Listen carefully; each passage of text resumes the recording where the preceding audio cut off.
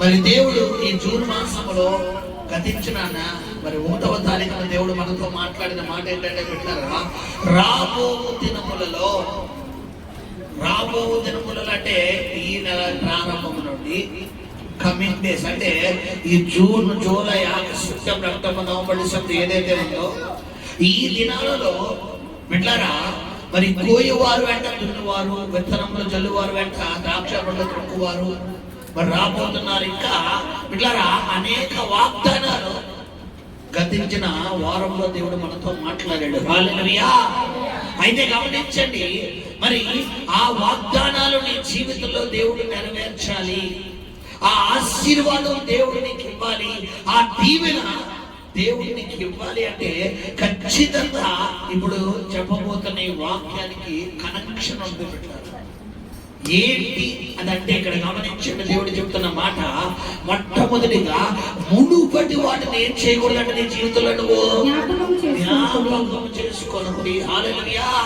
చూడండి బిడ్డలారా, చాలా మంది జీవితాలలో దేవుడు ప్రెజెంట్ అంటే ప్రస్తుతం వాటిని దేవుడు మంచిగా దీవించాలి, వాటిని దేవుడు మంచిగా ఆశీర్వదించాలి, వాటిని దేవుడు రెండింతల మేలుతో, రెండింతల దీవెనతో దేవుడు వాటిని దీవించాలి, వాటిని ఆశీర్వదించాలని దేవుడు కోరుకుంటే చాలా మంది ఏం చేస్తారంటే బిడ్డలారా, మరి వారి జీవితంలో మరి గమనించండి బిడ్డలారా, మరి ప్రెసెంట్ చూసుకోవాలి కానీ దేని చూస్తారంటే పాస్ట్ డేస్ చూస్తారు. దేనమ్మా ప్రెసెంట్ కి పాస్ట్ కి తేడా ఏంటంటే ప్రెసెంట్ అంటే ప్రస్తుతం, ప్రెసెంట్ ఏంటి బిడ్డలారా ప్రస్తుతం, అదే పాస్ట్ ఏంటంటే గతించిన పోయింది. చాలా మంది పోయిన ఆస్తి గురించి, పోయిన ఆరోగ్యం గురించి, పోయిన సమాధానం గురించి, పోయిన నెమ్మది గురించి, పోయిన మనుషుల గురించి, పోయిన వారి యొక్క దీవెన గురించి చాలా మంది ఏం చేస్తారంటే బిడ్డలారా బాగా ఆలోచించి మీరు ఒక ఆలోచన ఎలా మారిపోతుందంటే ఒక బెంగలోకి వెళ్ళిపోతుంది, ఒక నెగిటివ్ మైండ్ లోకి వెళ్ళిపోతుంది, ఒక డిప్రెషన్ లోకి వెళ్ళిపోతాడు. డిప్రెషన్ లోకి వెళ్ళిపోయి ఇంకా అత్తమాను అదే జ్ఞాపకం చేసుకుని, అదే మీరు మైండ్ లో రిమైండ్ చేసుకుని, అదే తలంచుకుని బిడ్డలారా మరి ఆ రోజుల్లో అలా ఉండేది, అంతే నా జీవితం అయిపోయింది. ఇక్కడ గమనించండి, జీవితం అనేది ఒక నోట్ బుక్ లాంటిది. అయితే అందులో ఒక పేజీ రప్పైనంత మాత్రాన పుస్తకాన్ని తీసుకెళ్ళి బయటపడతామా బిడ్డలారా? మనం చెప్పాలి, ఒక నోట్ బుక్ లాంటిది ఒక జీవితం అయితే అందులో ఒక పేజీ రప్పైనంత మాత్రాన బిడ్డలారా ఆ పుస్తకాన్ని తీసుకెళ్ళి మనం డస్ట్బిన్ లో పడే ఏది చెప్పేస్తామంటే ఆ పేజీని చింపేసి ఆ పుస్తకాన్ని ఏం చేస్తామంటే బిడ్డలారా మరి గమనించండి, మనం కంటిన్యూ చేస్తాం. సరే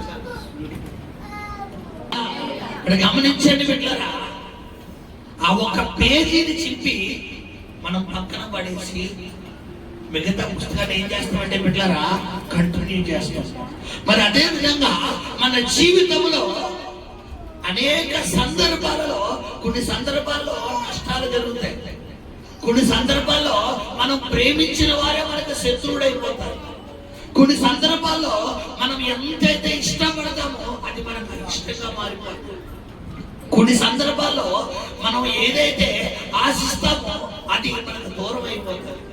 ఇప్పుడు దూరం అయిపోయినంత మాత్రాన, నష్టం వచ్చినంత మాత్రాన, కోల్పోయినంత మాత్రాన నీ జీవితంలో బిడ్డలారా ఒక పేజీ పోయినట్టే కానీ నీ జీవితం ఏమైనట్టు కానీ బిడ్డలారా చెప్పాలా, నష్టపోయినట్టు కానీ. ఇప్పుడు సాతానుగాడు యొక్క వేసే ఆ ఆయుధం ఎలా ఉంటుందంటే ఆ పేజీనే మీ మైండ్ సెట్ లో ఎలా చూపిస్తారంటే ఒక బుక్ లా చూపిస్తాడు. ఏం చేస్తారు బిడ్డలారా పేజీని? ఇప్పుడు ఈ బైబిల్ ఉంది, ఇది ఒక నోట్ బుక్ అనుకోండి, సరదాగా అంటున్నాను. ఈ నోట్ బుక్ లో ఒక పేజీ రఫ్ అయినంత మాత్రాన బిడ్డలారా మరి బుక్ రఫ్ అయిపోతా అంటే అవదు. కారణం ఏంటంటే ఈ బుక్ లో ఇంకా చాలా పేజీలు ఉన్నాయి. ఇప్పుడు సాతానుగాడు వేసే చెప్పని ఎలా ఉంటుందో సార్ చెప్తాను, నేను చెప్తాను, ఆలకించండి, శ్రద్ధగా ఆలకించండి. చూడండి చాలా మందికి ఫ్రంట్ పేజీ సెంటిమెంట్. ఎంతమంది చెప్పండి ఇక్కడ ఫ్రంట్ పేజీ అందుకనే చదువుకునే పిల్లలు ప్రతి స్కూల్స్ కాలేజెస్ రీఓపెన్ అవుతున్నాయి కాబట్టి ఫ్రంట్ పేజీలో వీళ్ళు ఫస్ట్ రైటింగ్ ఎలా ఉంటుందంటే చాలా నీట్ గా ఉంటుంది. నిజంగా బిడ్డలారా, మరి బాపు గారు కూడా రాయాలి. బాపు గారు కూడా అక్షరాలు చక్రం అలా చెక్కుతారు.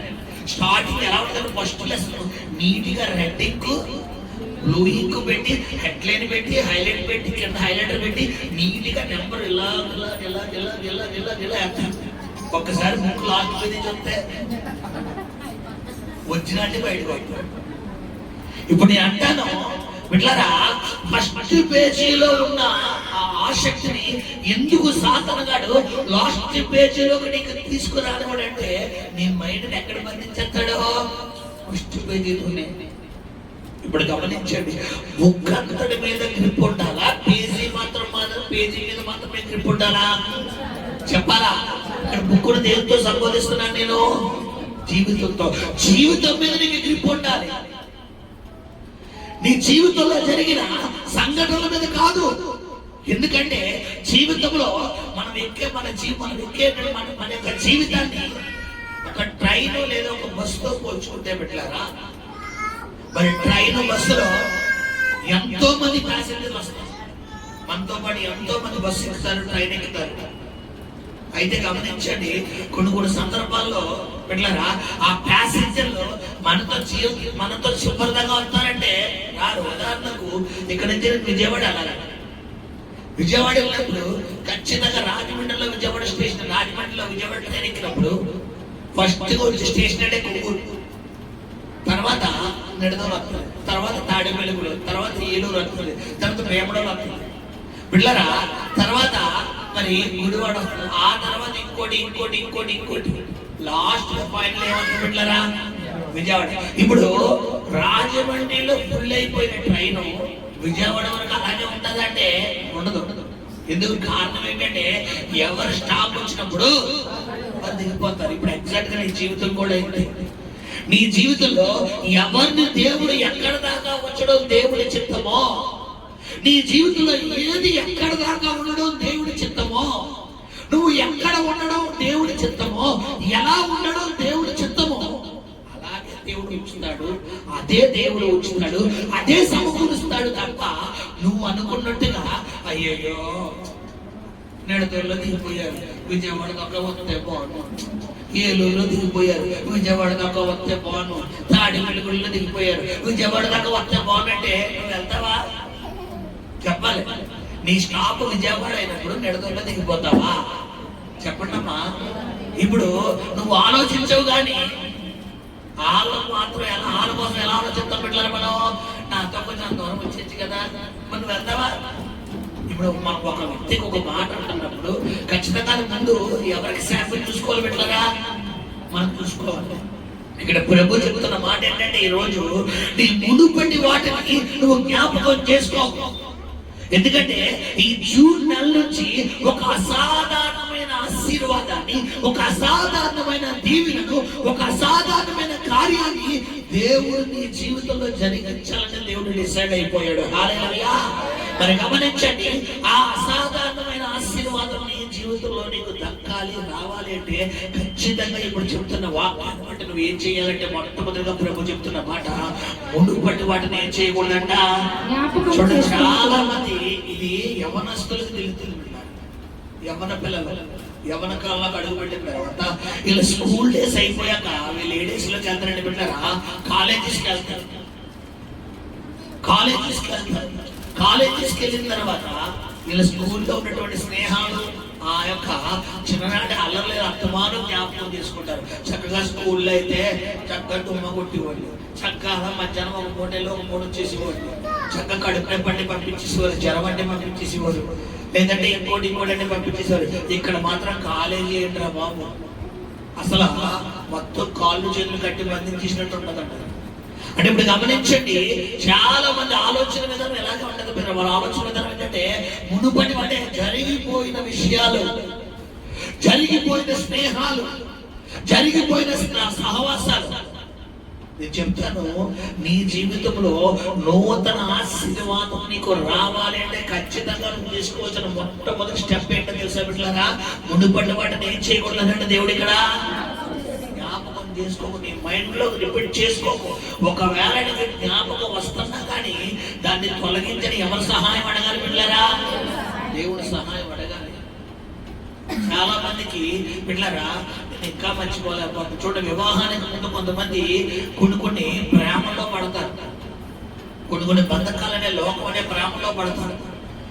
వన్స్ ఆ ప్రేమ తల్లిదండ్రులకు ఇష్టం లేక, లేదా బిడ్డలారా మరి వేరే కులాంతర సంబంధించిందో, లేదంటే వేరే డబ్బు, లేదంటే వేరే పరపతో మొత్తానికి ఏదో ఒక ఆటంకం వచ్చి వీరి యొక్క వివాహాలు జరగవు. అయితే వీరు వివాహం చేసుకున్న తర్వాత కూడా కొంతమంది ఆలోచన విధానం ఎలా ఉంటుందంటే బిడ్డలారా, ఆ వ్యక్తులు ఎవరైతే వీరిని ప్రేమించిన వ్యక్తులు, ఆ వ్యక్తులు వీరి కళ్ళ ముందు కనబడగానే వీరిలో పాత జీవితము గుర్తుకు వస్తుందా, ప్రజెంట్ జీవితం కళ్ళ ముందు కనబడుతుందా? చెప్పాలి. ఇప్పుడు ప్రభు చెప్తున్న మాట ఏంటంటే ఆ ఆలోచన నీకు రాక. ఇక్కడ వివాహము అనే బంధంలో భర్తగా క్రీస్తును పోల్చబడితే భార్యగా దేని పోల్చుతున్నాడు బైబిల్లో? సంఘాన్ని. అంటే క్రీస్తును నువ్వు ఇప్పుడు వివాహం చేసుకున్నావు. మరి క్రీస్తును నమ్మక ముందు నువ్వు ఎవరిని ప్రేమించావు? ఎక్కడ? లోకాన్ని ప్రేమించావు. మీకు ఇందాక చెప్పిన ఎగ్జాంపుల్ ఇది ఇప్పుడు వాక్యానుసారం. అంటే ఒక వివాహానికి ముందు ఒక యవ్వనస్తుడు ఒక యవ్వనస్తురాల్ని, ఒక యవ్వనస్తురాలు ఒక యవ్వనస్తుని గాఢంగా ప్రేమించి పార్కులమ్మట, బీచ్లమ్మట, అక్కడికి ఇక్కడికి తిరిగి ఇక్కడికి వెళ్ళి ఉన్నప్పుడు ఖచ్చితంగా ఆ స్పాట్ లోకి వెళ్ళాక, ఈ వ్యక్తులకు దూరం అయ్యాక, ఆ ప్లేస్ లో తిరిగినప్పుడు, ఆ స్పాట్ లోకి వెళ్ళాక ఖచ్చితంగా వీళ్ళకి జ్ఞాపకం వస్తుందా లేదా బిడ్డలారా? చెప్పాలి, వస్తుంది. కారణం ఏంటంటే అవి కొన్ని మరుపురాని జ్ఞాపకాలు. ఇప్పుడు నేను చెప్తాను, ఖచ్చితంగా దేవుడు నీకు ఇవ్వవలసిన ఆశీర్వాదాలు పొందుకోవాలంటే ఈ రోజు ప్రొఫెటికల్ గా దేవుడు నీతో మాట్లాడుతున్న మాట ఏంటంటే ఆ మునుపటి మాట నువ్వేం చేయకూడదు దేవుడు గుర్తుపెట్టుకోండి. ఎందుకు ఇంకా నీకు ఆశీర్వాదాలు రావట్లేదు? ఎందుకు ఇంకా నీకు దీవెన రావట్లేదు? ఎందుకు ఇంకా నీ కుటుంబంలో సమాధానం రావట్లేదు? ఎందుకు నువ్వు ఎంత కష్టపడినా ఒక్క రూపాయి ఆశీర్వాదం కూడా నువ్వు చూడలేకపోతున్నావు, ఒక్క రూపాయి దీవెన కూడా నువ్వు చూడలేకపోతున్నావు అంటే దానికి గల కారణం ఏంటనుకుంటున్నారు బిడ్డలారా? నీ మునుపటి వాటిని ఇంకా నువ్వేం చేయట్లేదంటే మర్చిపోవట్లేదు. నీ గతకాల పరిచయాలు, గతకాల స్నేహాలు, గతకాల అలవాట్లు, గతకాల కట్టుబాట్లు. చూడు, చాలా మంది దేవుళ్ళలోకి రాకముందు కొంతమంది స్త్రీలకు కొన్ని అలవాట్లు ఉంటాయి బిడ్డలారా. ఎలాంటి అలవాట్లు అంటే మరి పసుపు నీరు చల్లడం అనో, లేదనుకుంటే బిడ్డలారా ఎదురెళ్ళడం అనో, లేదనుకుంటే గమనించండి, ఈ వారాలు, తిథులు, గడియలు, లేదా మంగళవారం పొద్దు, శుక్రవారం పొద్దు, లేదా అమావాస్య, లేదా మంచి రోజులు, చెడ్డ రోజులు అని చూడటము. ఇలాగా కొంతమంది స్త్రీలకు, కొంతమంది పురుషులకి కొన్ని అలవాట్లు ఉంటాయి. అయితే వన్స్ దేవుళ్ళలోకి వచ్చాక ఈ మునుపటి అలవాట్లు ఉండొచ్చా ఉండకూడదా? చెప్పాలి బిడ్డలారా. కానీ ఉంటాయి కొంతమంది సెంటిమెంట్, కొంతమంది తుమ్మితే సెంటిమెంట్. అందుకని కొంతమంది గడప తుమ్మితే ఏం చేస్తారు? నీళ్ళు తీసుకొచ్చేస్తారు, సెంపుల్ నీళ్ళు తీసేస్తే సరిపోతుంది. కొంతమంది ఏం చేస్తారు? అక్కడే ఉండవు అని చెప్పి ఈ నీళ్ళు తీసుకొచ్చి ఎలా జరగంటే ఆడ అప్పటిదాకా ఆ తుమ్మితే ఎలా ఉంటాడు, ఇలాగ ఉండిపోవాలి. కొంతమంది గడప మీద తుమ్మకూడదు. కొంతమంది పెద్దోళ్ళు ఏం చేస్తారు? పిల్లలు గడప మీద తుమ్మితే గడప మీద తుమ్మితే పెట్టారు అంటారు. కొంతమంది ఎక్కడికైనా ప్రయాణం వెళ్ళినప్పుడు వీళ్ళకేదో జలుబు చేసి తుమ్ము వచ్చింది అనుకోండి, ఎప్పుడు తుమ్మ అంటే తుమ్ము కూడా అడిగి రావాలా? చెప్పండి పెట్టారా. కొంతమంది రోడ్డు మీద వెళ్ళిపోయేటప్పుడు పిల్లి ఎదురొచ్చింది అనుకోండి, అయ్యో పిల్లి ఎదురొచ్చిందని చెప్పి వెనక మీరు మళ్ళా వచ్చేసరికి కుక్క ఎదురు వస్తుంది. ఈసారి కూడా ఎదురు వస్తారు. వీళ్ళు ఎక్కడ ఇల్లుంటే మనం నేను అంటాను, ఇవన్నీ ఎవరు పెట్టుకున్న సిద్ధాంతాలు వెళ్ళారా? మనుషులు పెట్టుకున్న సిద్ధాంతాలు. అయితే నువ్వు దేవుణ్ణి నమ్ముకోకముందు ఆ సిద్ధాంతాలు పాటించావు. కాదు. కానీ ఈ రోజు ప్రభు చెప్తున్న మాట ఏంటంటే, ఇప్పుడు దేవుని నమ్ముకున్న తర్వాత కూడా ఆ మునుపటి వాటిని పాటిస్తున్నావు చూడు, ఆ ఎదురు పాటిస్తున్నావు, ఆ యొక్క వారాలు పాటిస్తున్నావు. మంగళవారం పొద్దు అంటావు, శుక్రవారం పొద్దు అంటావు, పసుపు నీళ్ళు అంటావు, తోరణాలు అంటావు, గడప మీద అడిగట్టకూడదు అంటావు. చాలా మంది గడప తొక్కకూడదు అంటారు, కాళ్ళు ఒప్పకూడదు అంటారు. ఏ కాళ్ళు ఎల్లో ఒప్పవచ్చా, ఒప్పకూడదా? కాళ్ళు ఉంటాయి, ఎలా ఊపుతారు? కాళ్ళు ఊపుతావేంటి? ఏమొచ్చిందంటే కాళ్ళు ఊపితే చెప్పండి తెలుగులో దరిద్రం. అంటే కాళ్ళు ఉన్న సర్క్యులేషన్ ఫ్రీ అవుతుంది. అంటే ఇప్పుడు గమనించండి వెళ్ళారా, ఇవన్నీ సెంటిమెంట్లు. ఇక్కడ దేవుడు చెప్తున్న మాట ఏంటంటే, నీ మునుపటి వాటిని జ్ఞాపకం చేసుకోకో. కొంతమంది చాలా మంది డబ్బులు కింద పడిపోతే ఏం చేస్తారు బిడ్డలారా, తీసుకుని కళ్ళ కట్టుకుంటారు. డబ్బును అడ్డుకోమని బైబిల్లో ఉందా? చెప్పాలి. డబ్బు అనేది నిన్ను దేవుడు నీ లైఫ్ లో ఒక పార్ట్, అది మొత్తం డబ్బు కాదు. కొంతమంది డబ్బుకే జీవితాన్ని పెట్టుబడి పెడతారు బిడ్డలారా. డబ్బు సంపాదించాలి, డబ్బు డబ్బు డబ్బు డబ్బు డబ్బు డబ్బు. నేను అంటాను, ఇలాంటి సబ్జెక్టులన్నీ నువ్వు ఏం చేయాలంటే మరిచిపోవాలి, జ్ఞాపకం చేసుకోకూడదు. నీ గతకాల పరిచయాలు, గతకాల అలవాట్లు, గతకాల కట్టుబాట్లు, గతకాల చూడండి. చాలా మంది పిల్లలకి ఇంట్లో చంటి పిల్లలకి జ్వరాలు వస్తే చాలా మంది ఏం చేస్తారంటే బిడ్డలారా, క్రైస్తవులు బుద్ధి చెప్తున్నాడు. అన్యుల సంగతి మనకు వద్దు, అది మన సబ్జెక్ట్ కాదు. క్రైస్తవులు అన్న వాళ్ళు ఏం చేస్తారు బిడ్డలారా, ఈ ఆయిల్లోని ఈ క్లాత్ ఏదైతే ఉందో దాన్ని ముంచి తీసి ఈ పిల్లవాడిన లేదా పాపను చూడరా చూడరా చూడరా చూడంటే ఏం పడిపోతుందంట, ముద్దలు ముద్దలు. అయ్యో బాబోయ్ అంత ఇష్టం. నేను అంటాను, ఒక బర్రె ముందు ఒక గొర్రె ముందు పెట్టి ఆయిల్లో ముంచి చూడంటే అప్పుడు కూడా గొడవలు పడతాయి. అంటే లేకపోతే బర్రెకి గొర్రెకి దిష్టి పట్టిందా ఈ పిచ్చి? కానీ ఎంత మొక్క తీసుకొచ్చి తాడు తీసుకొచ్చి చేతి కట్టేసుకుని నాకు దెయ్యం రావట్లేదంటే, మీకు విషయం చెప్పంటారా? ఒక మాంత్రికుడు చెప్పిన స్టేట్మెంట్ నేను మీకు చెప్తున్నాను, ఒక సాక్షిలో విన్నాను. ఒరిస్సాలో ఒక పెద్ద మాంత్రికుడు, డైరెక్ట్ గా దెయ్యాలతో మాట్లాడే మాంత్రికుడినే బిడ్డలారా ఒక దేవుడు ఒక గొప్ప సేవకుడుగా మార్చుకున్న తర్వాత గమనించండి బిడ్డలారా, ఆ వ్యక్తి ఇచ్చిన సాక్షి ఎలాంట అర్ధరాత్రి, అమావాస్య అర్ధరాత్రి 12 దాటాక బట్టలు లేకుండా, బట్టలు వేసుకోకూడదండి. మళ్ళా దెయ్యం ఎలా ఉండాలి బిడ్డలారా, బట్టలు లేకుండా కూర్చుని దిగంబరిగా కూర్చుని అక్కడ కూర్చుని ఆ మంత్రాలు చదవాలంట. చదివినప్పుడు దాని లోపల నుంచి దురాత్మ వస్తుంది. ఆ టైంలో కొంతమంది ఏం చేస్తారంటే, ఈ ఒంట్లో పోగొన్న వాళ్ళకి, దెయ్యాలు పట్టిన వాళ్ళకి బిడ్డలారా తాయితులు కట్టిస్తారు. మీకు విషయం చెప్పమంటారా, ఆ తాయితులు ఏం రాస్తారు తెలుసా, ఈ ఆత్మ నాది అని రాస్తారు. ఆ మాంత్రించిన తాయితులు ఏముంటుంది బిడ్డలారా, ఈ ఆత్మ నాది. అంటే ఉదాహరణ మీకు అర్థమైపోవాలని చెప్తాను. ఇప్పుడు మీరు ఒక కార్పొరేటర్తో గొడవ పెట్టుకున్నారు. ఎవరితో పెట్టుకున్నారు? ఒక కార్పొరేటర్తో. మీరు వెళ్ళి ఎమ్మెల్యే రికమెండేషన్ తీసుకున్నారు. ఇప్పుడు మీకు ఎమ్మెల్యే సపోర్ట్ వస్తుందా, కార్పొరేటర్ సపోర్ట్ వస్తుందా? ఎమ్మెల్యే సపోర్ట్ ఉన్నప్పుడు కార్పొరేటర్ గారు ఆర్డర్ చేయగలరా? ఇప్పుడు ఎమ్మెల్యే గారు మీకు విరోధం అయిపోయారు. ఇప్పుడు ఎంపీ గారు సపోర్ట్ తీసుకున్నారు. ఇప్పుడు ఎంపీ గారు సపోర్ట్ వస్తుంది, ఎమ్మెల్యే సపోర్ట్ వస్తుందా? ఇప్పుడు ఎంపీ విరోధం అయిపోయి సీఎం సపోర్ట్ తీసుకున్నారు. ఇప్పుడు నేను అంటాను బిడ్డలారా, నువ్వు ఒక దెయ్యం నుంచి ఇంకో దెయ్యంలోకి వెళ్తున్నావు అంతే. ఆ తాయితీ కట్టుకోవడం ఏంటనుకుంటున్నారు? నీ మీద పిల్ల దెయ్యాలు, చిన్న దెయ్యాలు బిడ్డలారా దాడి చేద్దాం అంటే కార్పొరేటర్ దాడి చేద్దామని చూసాడు. కానీ నువ్వు ఎవరి దగ్గరికి వెళ్ళావు? ఎమ్మెల్యే దగ్గరికి వెళ్ళావు. ఇప్పుడు ఎమ్మెల్యే సపోర్ట్ ఉన్నప్పుడు కార్పొరేటర్ ఏమైనా చేయగలరా? కాబట్టి అది కట్టుకునే అమ్మయ్య నా మీద గాలి పడ్డం మానేసింది. అది కట్టుకున్నప్పటి నుంచి దెయ్యం పడతలేదు. విషయం ఏంటనుకుంటున్నారు? నువ్వు దెయ్యం బంధకంలోనే ఉన్నావు. కాకపోతే నువ్వు చిన్న దెయ్యం నుంచి ఇప్పుడు వెళ్ళి ఏ దెయ్యంలోకి వెళ్ళావు?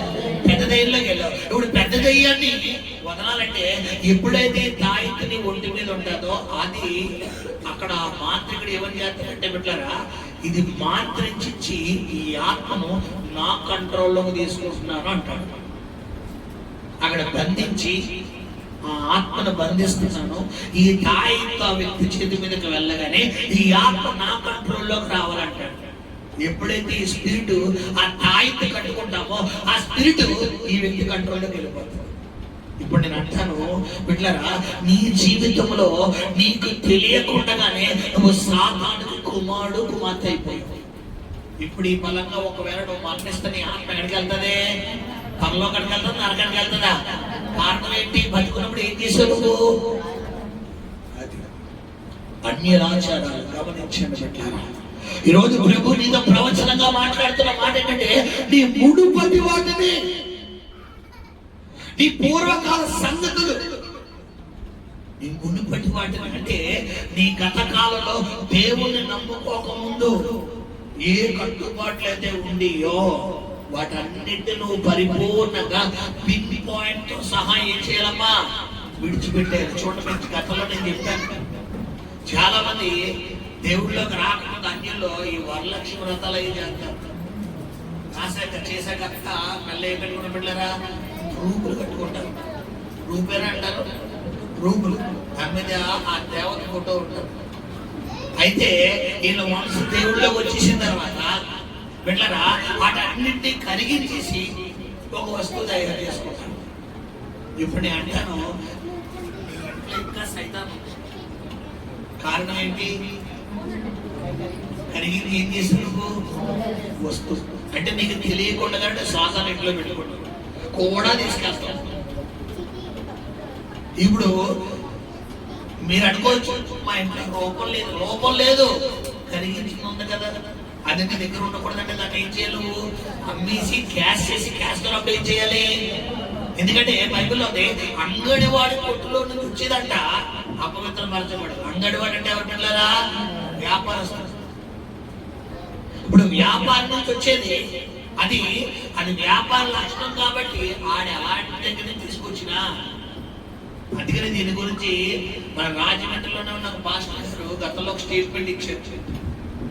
ఏంటంటే బిడ్డలారా, మరి చాలా మంది హోటల్కి వెళ్తారు, ఆ కొబ్బరి చెంబలు ఎక్కడి నుంచి వస్తున్నాయో తెలియదు, అవి అక్కడి నుంచి వెళ్తారు, ఇక్కడి నుంచి వెళ్తారు, మరి అది తింటే అపవిత్రం కాదా? అలాగా ఇలాగా అంటారు. ఇప్పుడు నేను అంటాను, డైరెక్ట్ గా ఆ వాటికి మలించినవి నువ్వు తెలిసి తింటే అప్పుడు ఎవరికి ఆయాస్కరంగా వెళ్ళినట్టు? ఇప్పుడు నీకు తెలియకుండా నువ్వు తింటే అది పాపం కాదు. నేను బైబిల్లో తెలియక చేస్తే క్షమాపణ ఉంది. నీకు తెలియదు, నువ్వు రెస్టారెంట్కి వెళ్ళావు, ఒక ప్లేట్ ఇడ్లీయో దోశ ఏదో ఇచ్చావు, వాడు చట్నీ వేసి ఇచ్చాడు, నువ్వు ప్రార్థన చేసుకుని తిన్నావు, మరి అంతే చక్కగా జీర్ణం అవుతుంది, ఆరోగ్యం అవుతుంది. నీ మీదకి దేవుడు ఏ ఉగ్రత పంపించాడు. అలా కాకుండా నీ కళ్ళ ముందే ఆడక్కడ కుట్టెనికి తీసుకొచ్చి నీ కళ్ళ ముందే తీసుకొచ్చి నీ కళ్ళ ముందే కోసి కళ్ళ ముందే చేసిన తర్వాత నువ్వు తిన్నావనుకో, మళ్ళా బైబిల్ ఏముంది? ఆడవాళ్ళతో ఏం చేయకూడదంట? తినకూడదు. ఏమో ఎక్కడి తెచ్చాడేమో. ఒకవేళ అలాంటి అనుమానం వచ్చిందనుకో అక్కడికక్కడ అప్పటికప్పుడు ఏం చేయాలి? నువ్వు వదిలిసిలేసుకో. ఇక్కడ గమనించండి పిల్లలు, ఎందుకు ఇంకా నీ జీవితంలో నీకు ఆశీర్వాదాలు రావట్లేదు, ఎందుకు దీవెన రావట్లేదు అంటే ఇక్కడ దేవుడు చెప్తున్న మాట, నీ మునుపటి మాట నువ్వేం చేసుకుంటావు బిడ్డ? జ్ఞాపకం చేసుకుంటున్నావు. ఇంకా నీ మైండ్ లో అవన్నీ సేవ్ అయిపోయింది. నువ్వు ఎంత వదులుదామన్నా ఆ కట్టుబాటు నుంచి బయటకు రాలేకపోతున్నావు. కొంతమంది మైండ్ దానికి చూడండి, చాలా మందికి స్త్రీలకు నెలసరి ఈ అన్నిల్లో నెలసరి వస్తే ఏం చేస్తారంటే పిల్లలు చాలా మంది 3 రోజులు ఎవరిని ముట్టుకోరు, ఏది ముట్టుకోరు. ఒకవేళ ఇంట్లో వాళ్ళైనా కూడా ఏదైనా ముట్టుకున్నా, వీళ్ళు ఏదైనా ముట్టుకున్నా కూడా చూడండి, హైందవులో సహోదరులో ఉన్నటువంటి అలవాటు ఏంటంటే ఆ పెన్షన్ వచ్చిన తర్వాత వీళ్ళకి సెపరేట్ గ్లాసు, సెపరేట్ కంచం, సెపరేట్ బెడ్, ఒక బెడ్షీట్, ఒక తలగడ ఎదురు వేసుకుంటారు. ఆ 3 రోజులకి ఎవరిని ముట్టుకోరు. ఇప్పుడు నేను అంటాను పిల్లరా, అది కూడా దేవుడి ఆయాసం. ఎందుకంటే గమనించాను బిడ్డలారా, ఇలాంటి కట్టుబాట్లన్నీ నువ్వు దేవుళ్ళలోకి వచ్చిన తర్వాత కూడా ఇప్పటికీ నువ్వు పాటిస్తున్నావు చూడు. ఇదే దేవుడు ఇంకా నీకు ఆశీర్వాదాలు ఇవ్వకుండా నీ చేతులను నువ్వు ఆపుకుంటున్నావు. నీ సెంటిమెంట్లు. కొంతమంది నాకు చెప్పాను కదా, మంగళవారం శుక్రవారం ఏం చేయాలి పిల్లలు? మంగళవారం పోతే శుక్రవారం పోతే ఎవరో డబ్బులు ఎవరో. కొంతమంది 6 లైటి, అసలు 6 లైట్ నమ్మకం ఏంటి? సేకర అడిగితే అర్థమయ్యా. ఇప్పుడు ఎండాకాలం 7 అయితే కానీ ఏమవుతలేదు, సేకర అడగలేదు. అని కొంతమందికి ఏంటంటే 6 అయితే లైట్ అవ్వాలి, చీకటి గంటల 6 లైట్ అయ్యాలి తెలీదా? ఇవన్నీ సబ్జెక్టుల నుంచి ఎవరు బయటికి రావాలి బిడ్డలారా? నువ్వు రావాలి. డబ్బులు కింద పడితే అందుకు అద్దుకోవడం, ఎదుటి వ్యక్తికి బై మిస్టేక్ కాలు తగిలింది, ఒక మనిషికి నీకు తెలియకుండా కాలు తగిలింది కాబట్టి ఆయనకి ఏం చెప్పాలి? సారీ. కానీ కొంతమంది ఏమంటారు? ఎంతమంది అవి బ్యాచ్ ఎంతమంది చెప్పండి సార్, మీ అప్పులు వేస్తారు పైకి లేపండి చెప్పాలి. చాలా మంది ఉంటారు పైకి.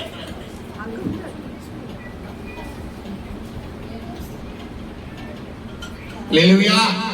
నేను చెప్తున్నాను బిడ్డలారా, నీ మునుపటి వాటి మనం ఏం చేయకూడదు అన్నాడు దేవుడు ఇక్కడ. అస్సలు మైండ్ లోకి తేకూడదు అది ఏదైనా. ఎందుకంటే దేవుడు నిన్ను దీవించాలి, నెల నుంచి దీవించాలని దేవుడు ఆశపడుతున్నాడు.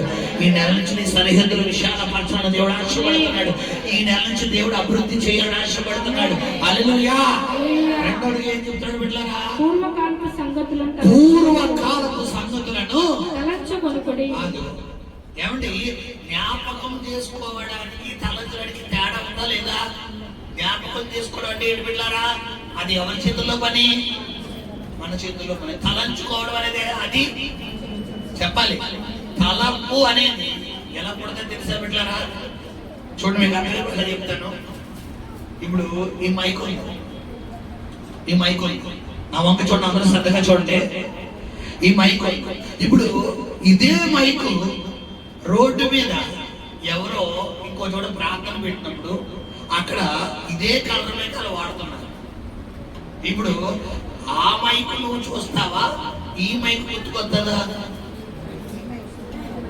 చెప్పాలి. మా చర్చిలో కూడా ఇదే కలర్ ఇక్కడ. ఎంతమంది చెప్పండి? 199% అనేది గుర్తొద్దా లేదా?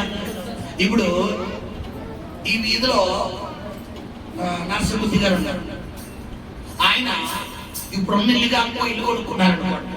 కొనుక్కొని బిడ్డలారా ఈ ఇల్లు బిడ్డలారా అతికిస్తే లేదా అమ్మేసే, ఈ ఇల్లు అమ్మేసి ఇంకో పెద్దలు కొనుక్కున్నారు. కొనుక్కుంటే ఇప్పుడు ఏం చేశారంటే ఈ వీధిలోకి వచ్చినప్పుడు అల్లా ఖచ్చితంగా అన్నిళ్ళ మీద పడుతుందా, ఆయన ఇళ్ళ మీద మాత్రమే పడుతుందా? అదేంటి అమ్మేసారు కదా.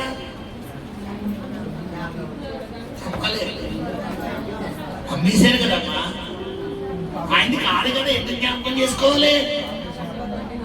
చెప్పాలి శబ్దంగా.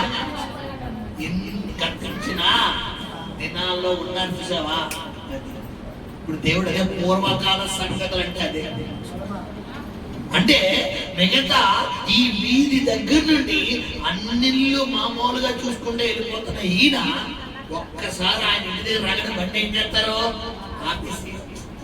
అప్పుడైతే నేను అలా మీటింగ్లు ఎక్కించుకుంటే ఏమీ లేవు, నేను ఉంటే కనుక ఇల్లు ఇంకా రంగులు సర్లే మన కాదు కదా అని ఒక మాట మనసు అడుగుని ఏం చేస్తారు, ఆయన వెళ్ళిపోతారు. కారణం ఏంటి? అది ఆయన కాదు. ఇప్పుడు నేను అంటాను, ఇలా వచ్చిన నువ్వు గమనించండి, ఇలా వచ్చిన నువ్వు ఖచ్చితంగా ఇంటి నుంచి ఏం చేయాలంటే ఆ ఇల్లు కూడా చూడకుండా ఏం చేయాలి? ఇదే పూర్వకాల సంగతులను తలంచుకోకూడదంటే. ఇప్పుడు అడుగుతున్నాను, ఎంతమంది ఇంకా మీ గతించిన పోయిన నష్టాన్ని, పోయిన ఆశీర్వాదాన్ని, పోయిన జీవితంలో సందర్భాలని, పోయిన జీవితంలో సంఘటనలను ఈ రోజు వరకు ఎంతమంది తలంచుకుని బాధపడుతున్నారు? మీ కుడి చేతులు పైకి తలంచుకుని బాధపడుతున్నారు. నాకు ఆ రోజుల్లో నా జీవితం అలా ఉండేది, నా జీవితం ఇప్పుడు ఎలా నాశనం అయింది. అప్పట్లో అలా ఉండేవాడి ప్రాంతంలో ఇప్పుడు ఏమీ లేదు. 90% ఇక్కడ ఉన్న వాళ్ళు చాలా మంది ఉన్నారు. ఈ 2 వాక్యాలకి కూడా లేరు అని చెప్పొద్దు. మీరు ఉన్నారు కాబట్టి ప్రభు ఇక్కడ వాక్యం చెబుతున్నాడు. మొట్టమొదటి మాట ఏం చెప్తున్నాడు ప్రభు? మునుపటి వాటిని జ్ఞాపకం చేసుకోకో.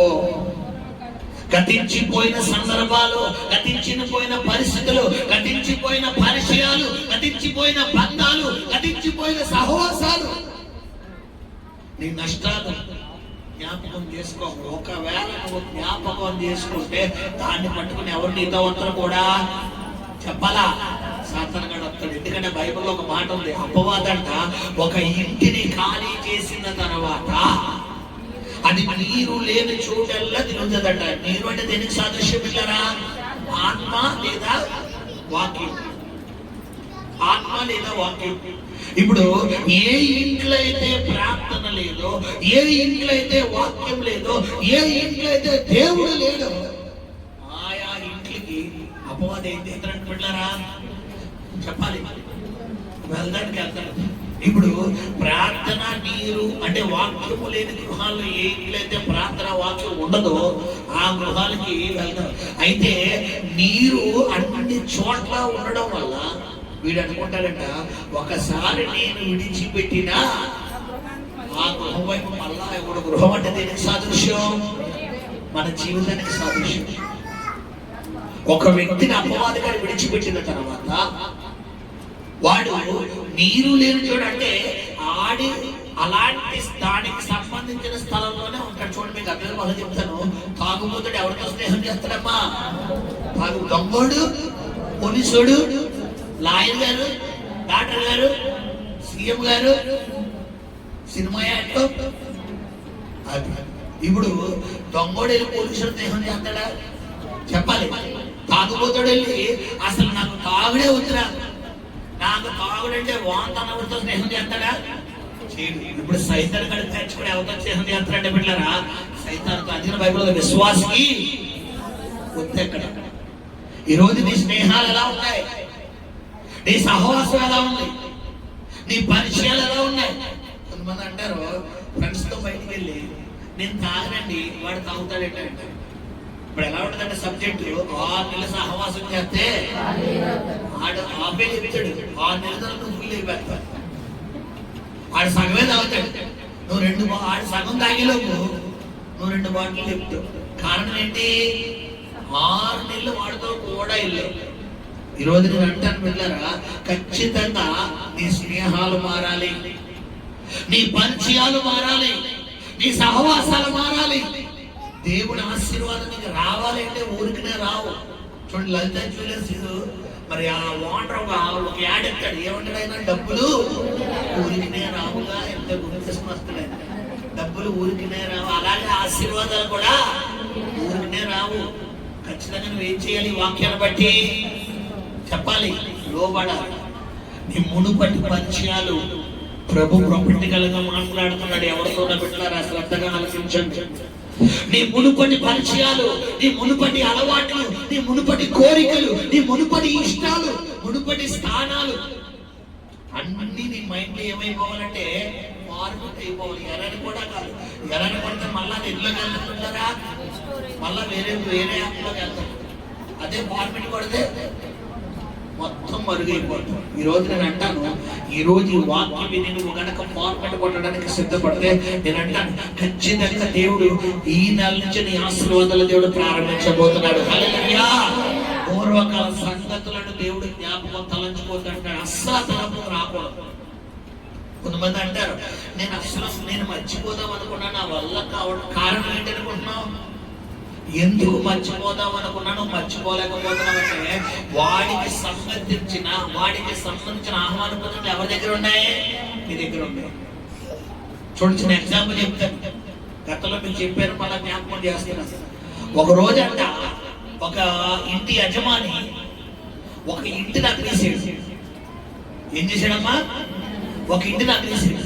అమ్మేస్తూ అన్నాడంట, అయ్యా నేను ఈ ఇల్లు ఎంతో మక్కువతో కట్టుకున్నాను, అయితే ఇల్లు అయితే అమ్మేస్తాను. మీరు ఏమనుకోనంటే మీ ఇంట్లో మీ గోడకి ఒక పేగు కొట్టుకుంటాను, అది మాత్రం మీరు నాకు సహాయం చెయ్యి. ఆ ఒక్క పర్మిషన్ మీరు నాకు ఇస్తే నా ఇల్లు మీకు అమ్మేస్తానండి. కావాలంటే ఆ మేకు కొట్టుకున్నందుకు దానికి గల స్థానం ఏదైతే స్థలం ఉందో, అంటే ఆ ప్లేస్ ఎంత ఉంటుంది? మేకు కొట్టడానికి ఎంత ఒక అంగులు. ఈ అంగుళానికి ఎంత డబ్బు ఖర్చు అవుతుందో అంత డబ్బు నేను ఇచ్చేస్తాను. మీరు ఆ యొక్క రిజిస్ట్రేషన్ చేసినప్పుడు అది కూడా వ్రాతపూర్వకంగా రాయాలి అన్నాడు. ఇప్పుడు కొనుక్కునేవాడికి ఇది పన్నీగా ఉంటుందా లేదా? ఇల్లే మాకు అమ్మేసిన తర్వాత చెప్పాలా? మేకేం చేసుకుంటాడు అనుకుంటాడు, కానీ దీని వెనకాల పెద్ద స్టోరీ ఉంది, చెప్తాను ఆలోచించి. అయితే ఈ వ్యక్తి అన్నాడంట ఆ వ్యక్తితో, అయ్యా ఇల్లు అమ్మేస్తున్నారు కదా, మీరు మేకు కొట్టుకుని ఏం చేస్తారంటే అదంతా మీకు అనవసరం అండి, మీరు నాకు మేకు కొట్టుకోవడానికి మీరు ఏమి ఇవ్వాలి, నాకు చెప్పాలా, నాకు అవకాశం ఇవ్వాలి, ఇంత స్థలం ఇవ్వాలన్నాడు. సరే దానికి రాతలయ్యి అక్కలేదండి, పోలే కొట్టుకోండి. ఏమో ఈయన అనుకున్నాడంట, ఇల్లు ఉండరు ఏదైనా ఫోటో మేకంటే దేనికంటే మేకే తగిలించుకుంటాం, ఫోటో తగిలించుకుంటాం, అక్కడి నుంచి మనిషి ఆడదేం కదా, చెప్పండి, ఫోటో తగిలించుకుంటే ఒక మనిషి ఆడదేం కదా.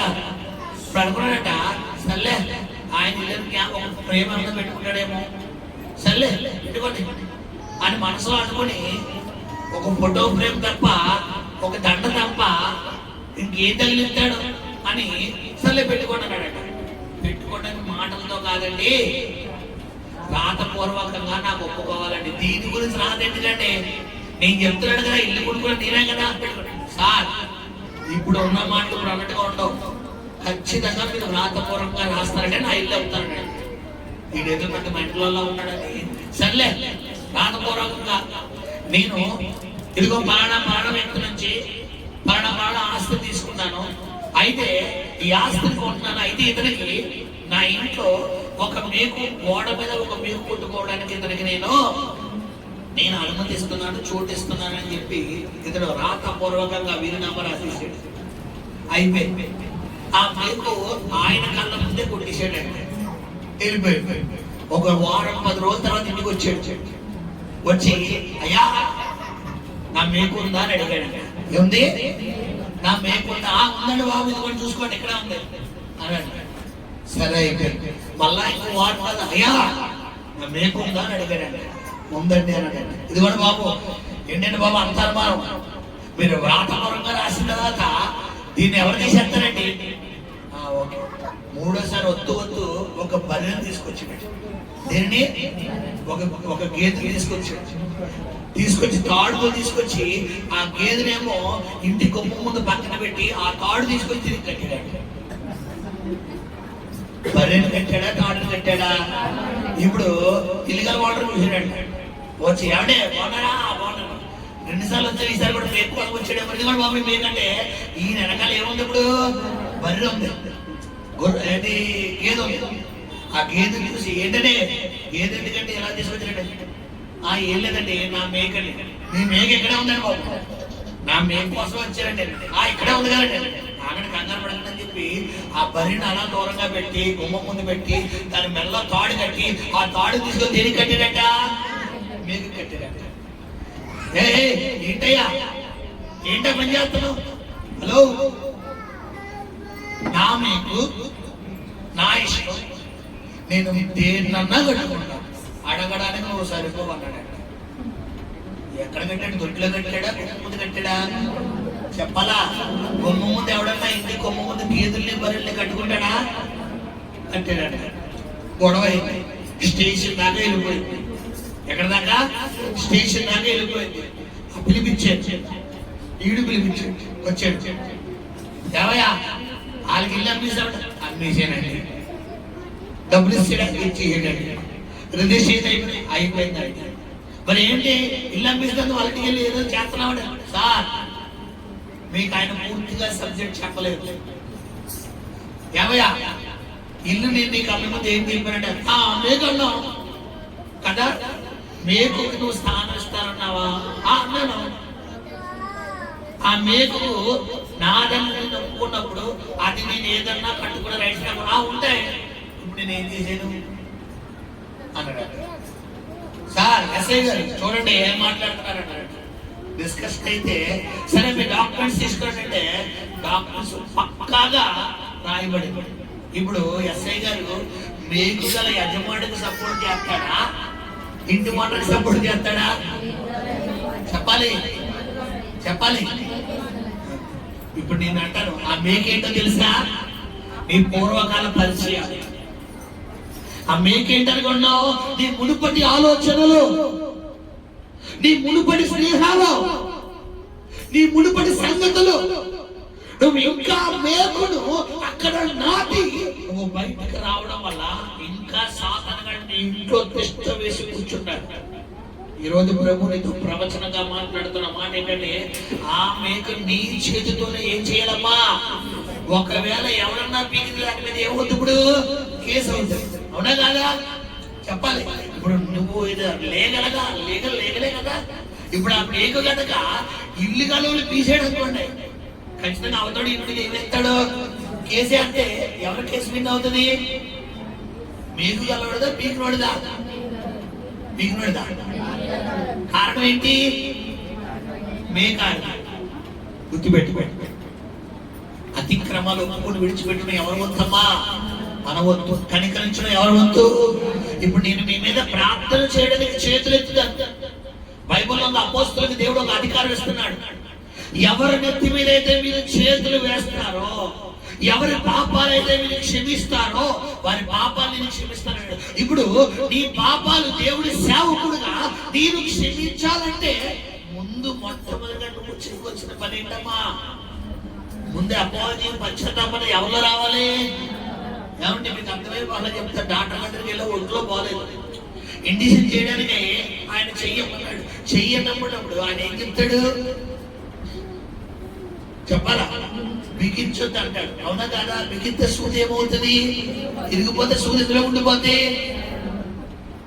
అప్పుడు గోరుతో పోయింది గడ్డలు తగలి వేసిపోతాడు. అందుకని ఏం చెప్తారంటే, మా బిగించుకు అంటాడు.